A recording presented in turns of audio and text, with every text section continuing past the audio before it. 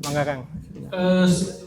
Assalamualaikum Pak. Waalaikumsalam. Izin Pak, saya kan melihat kalau di sana tentang ada Gen Z melek politik atau apa sih atau istilah FOMO. Nah tadi saya menyinggung Pak mengenai kayak FOMO itu.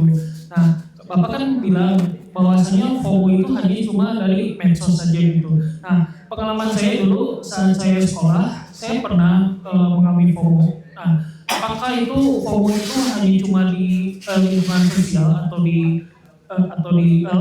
lapangan saja gitu. Nah terus yang kedua itu kenapa ya kalau orang-orang seperti kayak di internet gitu, kalau yang orang-orang yang melek politik itu suka diinjekin gitu, suka wah kamu mah apa sih, kamu mah orangnya kamu orangnya kayak udah SMP lah atau udah kayak gitulah. Nah itu solusinya menurut Bapak apa gitu Pak? Itu saja pertanyaannya. Wassalamualaikum warahmatullahi wabarakatuh. Waalaikumsalam Waalaikumsalam warahmatullahi wabarakatuh. Ya kan, Langsung Kang, pertanyaan kedua Kang. Langsung aja Kang ya. Non Kang ya. Mangga di Enggak, pertanyaan kedua. langsung pertanyaan kedua. Oke. Satu lagi. Teteh silakan. Mangga Teh maju. Silakan. Assalamualaikum warahmatullahi wabarakatuh. Waalaikumsalam warahmatullahi wabarakatuh. Aku mau nanyain pendapat Pak Guru Gembul tentang pembahasan yang satu tadi. Seperti yang dikatakan pada awal tadi bahwa pembagian beberapa daerah di Indonesia itu terjadi karena adanya perebutan wilayah sesuai kebutuhan oleh para penjajah di zaman dulu dan tanpa sepengetahuan dan juga persetujuan masyarakat pribumi. Tapi kenapa sekarang wilayah yang ada di pulau-pulau di Indonesia itu semakin banyak perkembangan dan pembagiannya, padahal Indonesia sendiri sudah merdeka semenjak 80 tahun lalu dan sudah tidak ada lagi campur tangan dari negara-negara lain yang kita sebut penjajah.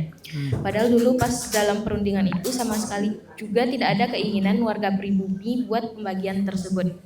Jadi, apakah hal itu juga karena semua warga dan sistem pemerintahan di Indonesia itu termasuk FOMO? Baik. Terima kasih. Terima kasih Teh. Magang langsung aja. FOMO itu artinya adalah takut ketinggalan zaman. Betul kan? Apa istilahnya itu?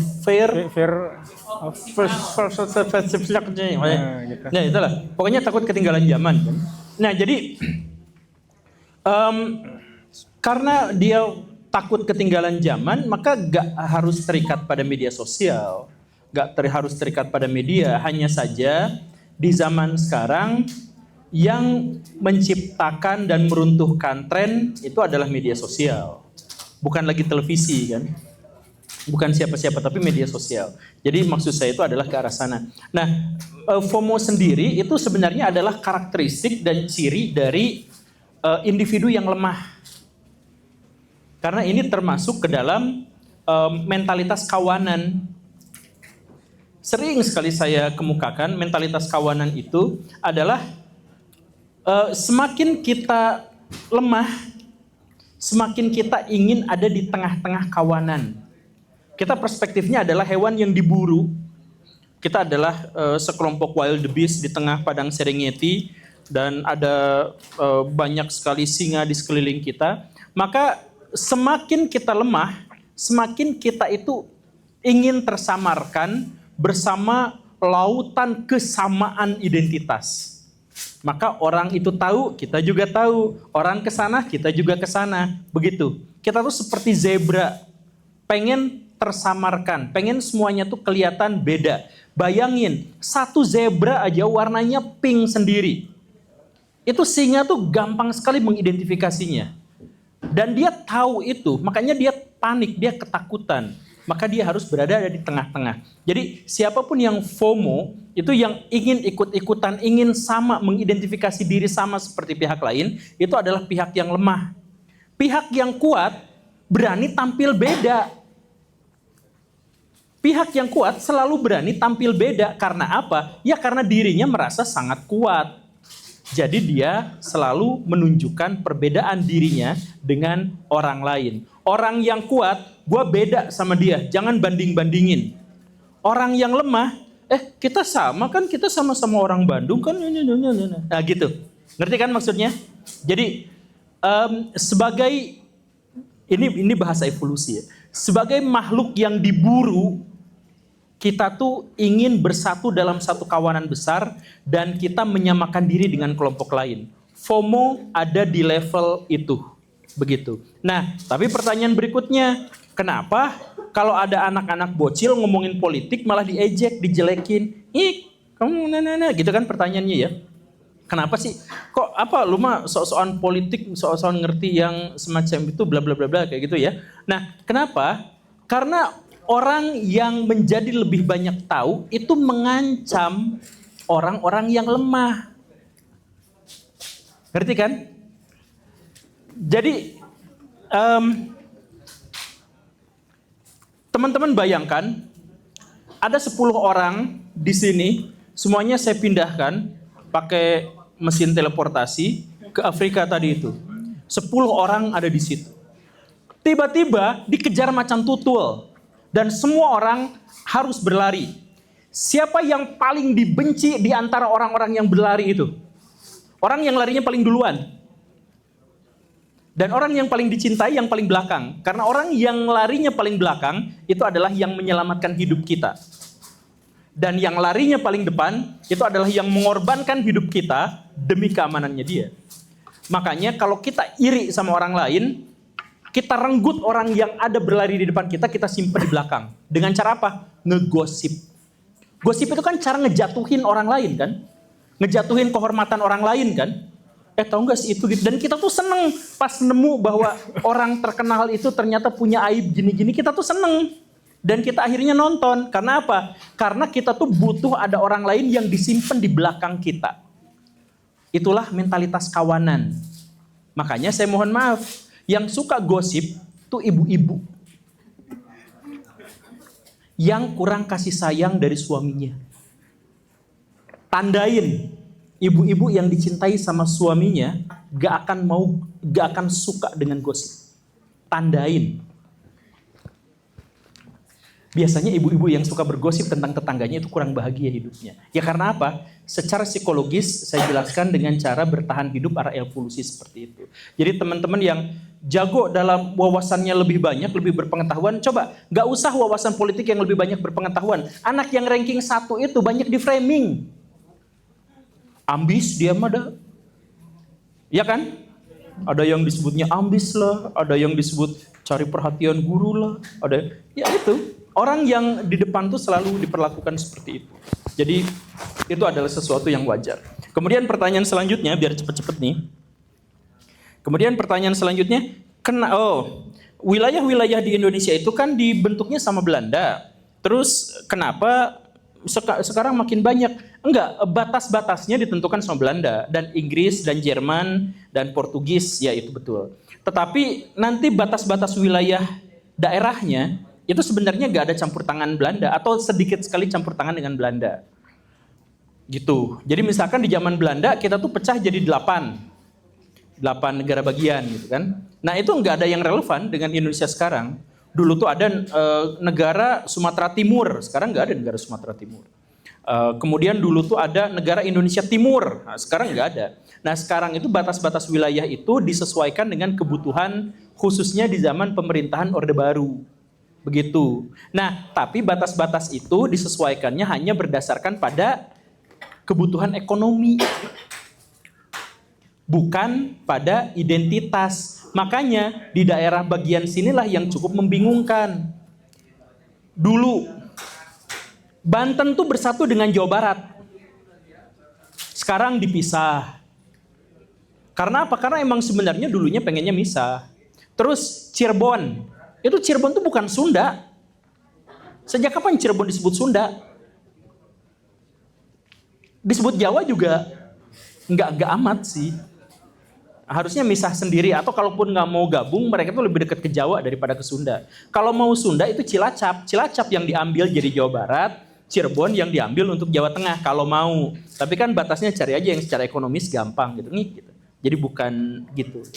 Nah, dan lain sebagainya. Jadi kita memang sekarang dipisah-pisah berdasarkan itu. Sekarang Cianjur pengen pisah, ada Cianjur Selatan sama Cianjur gitu. Karena apa? Ya masalah ekonomi. Karena pusatnya ada di utara, Cianjur yang di daerah selatan kayak Sidang Barang, gitu, Cidaun gitu.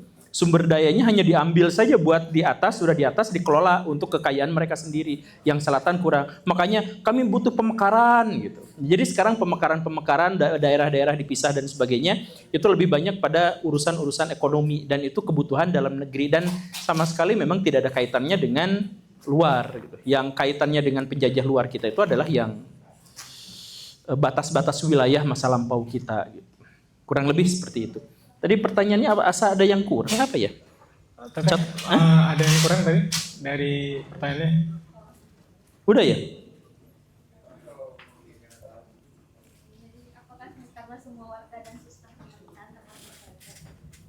Oh iya. Apakah pemerintahan kita FOMO gitu? Ya ada yang FOMO, ada. Tapi kebanyakan sih didasarkan karena kebutuhan ekonomi. Kemarin tahu nggak wakil gubernur Kalimantan Barat kalau tidak salah, dia marah-marah sama Kang Deddy Mulyadi. Saya cuma dikasih 6 miliar, coba bikinkan jalan sebagus yang di Jawa Barat. Sebenarnya dia bukan marah itu, cuman warganya banyak yang FOMO. Jadi dia ikutan FOMO. Jadi warga Kalimantan Barat itu ikutan FOMO dengan mengatakan, Kang Deddy Mulyadi tolong tukeran jadi gubernur di sini, biarkan gubernur ini tinggal di sana gitu kan. Dan lain sebagainya. Nah, itu kan masyarakatnya FOMO, padahal Kang Deddy Mulyadi juga sebenarnya tidak semegah itu. Cuman beliau punya medsos.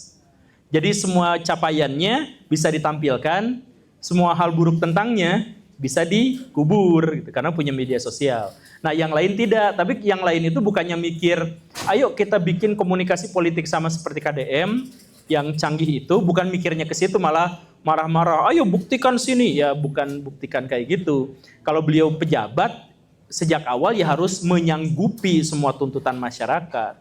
Kan jadi gubernur, jadi pemimpin itu kan harus menyanggupi tuntutan masyarakat kan.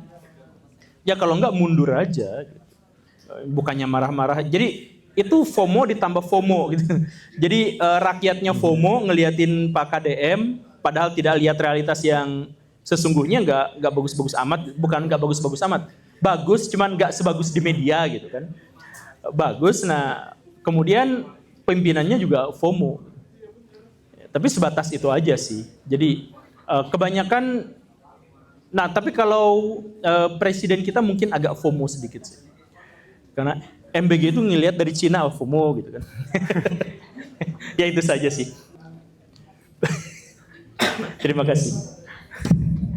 Dari sebanyak ini nggak ada yang nanya MBG, tapi ya sudahlah, itu bisa jadi bahan pertanyaan di pertemuan selanjutnya. Karena memang buku ini sedianya sudah dijadwalkan dari Maret untuk terbit. Akan tetapi karena proses percetakan yang ternyata butuh waktu, diperkirakan nanti bulan Mei, ini baru terbit Mei awal, nanti insya Allah, tadi saya sudah berbicara dengan pihak manajemen Guru Gembul, bahwa nanti tanggal 14 Mei di Ciwok, kita akan berjumpa lagi untuk launching buku secara resmi yang sudah benar-benar jadi hari apa itu ya, hari Kamis ya, kalau nggak salah hari Kamis jam 4 sore. Informasinya nanti akan disosialisasikan bisa melalui buku Abdi ya, Instagram buku Abdi, dan juga nanti dikolaborasi dengan dengan Instagramnya Pak Guru Gembul.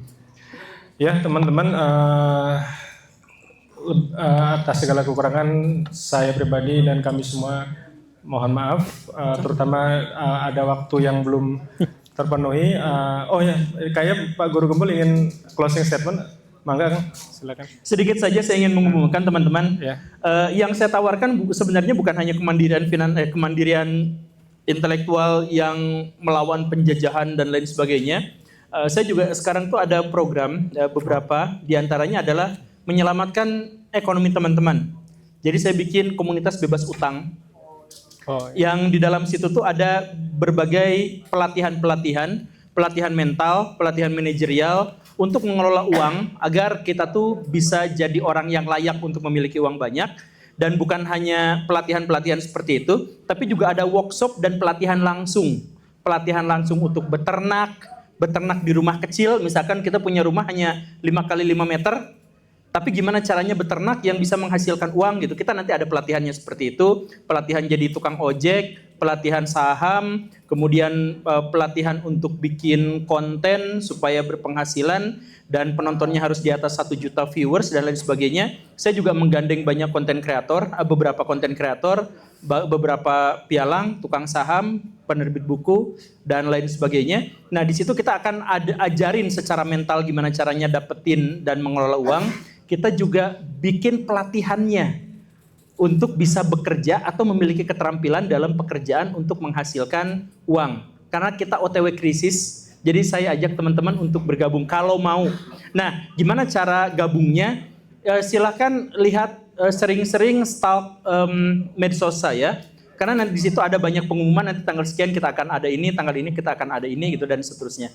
Ya batas yang acara yang paling dekat itu adalah tanggal 4. Tanggal 4 Oh iya, salah pencet. Tanggal 24 April kita akan ada acara Sirariung namanya. Tapi tempatnya di mana nanti di medsos. Pokoknya medsos saya itu stalk aja dulu, tapi stalk tidak terhormat ya. Jadi follow aja dulu. Nanti berita-beritanya menyusul di sana. Terus tanggal 24, terus nanti tanggal 4 dan seterusnya. Insya Allah kita punya kelas, kita punya pelatihan, kita punya workshop. Bagaimana caranya agar teman-teman bisa bebas dari utang dan memberikan penghasilan yang layak untuk kehidupan. Itu aja Kang. Siap. Terima kasih Pak Guru Gembul, terima kasih teman-teman. Tepuk tangan silakan. Habis ini sebelum Pak Guru Gembul pulang, tadi diminta oleh panitia untuk foto-foto, silakan ya. Silakan teman-teman yang mau foto-foto bareng atau sekarang langsung boleh sekarang. Kita difoto di mana Kang Jul? Posisinya di depan aja Kang gitu. Emang nggak, silakan teman-teman untuk ngariung ke depan untuk kita foto bersama. Terima kasih.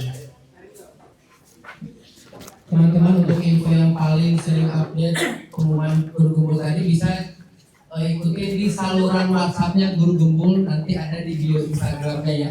Lewat saluran WhatsApp-nya. Maka DM. Pengumuman awal dari situ.